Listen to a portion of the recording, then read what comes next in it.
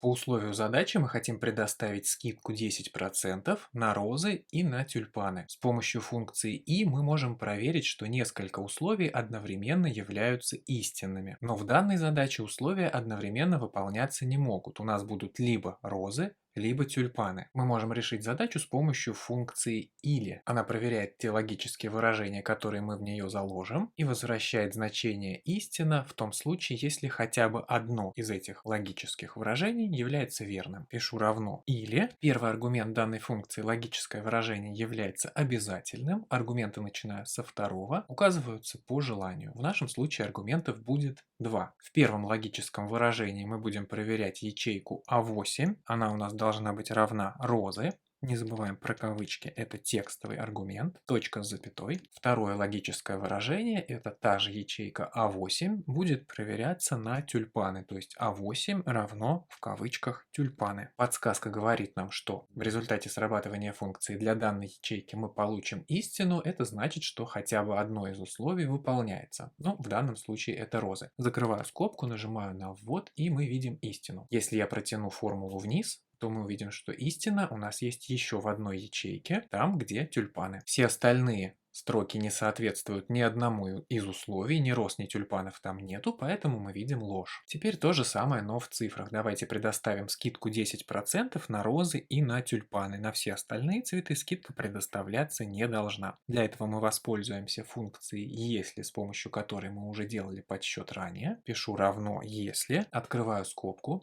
и в качестве логического выражения, то есть первого аргумента функции «если», нам нужно указать логическое выражение. Его мы реализуем с помощью функции «или». Поэтому в качестве первого аргумента функции «если» пишу «или», открываю скобку, и мы попадаем внутрь функции «или». Проверка будет точно такой же. Мы проверяем ячейку А8. Она у нас должна быть равна розы, точка с запятой. Второй вариант того, что может быть, это ячейка А8 равна тюльпаны. Закрываю скобку для функции «или», ставлю точку с запятой, и мы попадаем во второй аргумент функции «если». Значение «если» истина. То есть, если одно из этих условий верно, и мы получаем внутри функции «или» истину, что должно происходить дальше? Дальше мы должны посчитать стоимость и уменьшить ее на 10%. Беру цену, умножаю ее на количество и умножаю на 0,9 для того, чтобы сделать стоимость на 10% меньше. Точка с запятой. Значение «если ложь» – это стоимость без скидки. Соответственно, мы берем цену, умножаем ее на количество, и на этом все. Закрываем скобку, мы написали функцию «если». Результат для первой строки нашей таблицы вот такой. Если протянем вниз, то увидим результаты и для остальных строк тоже.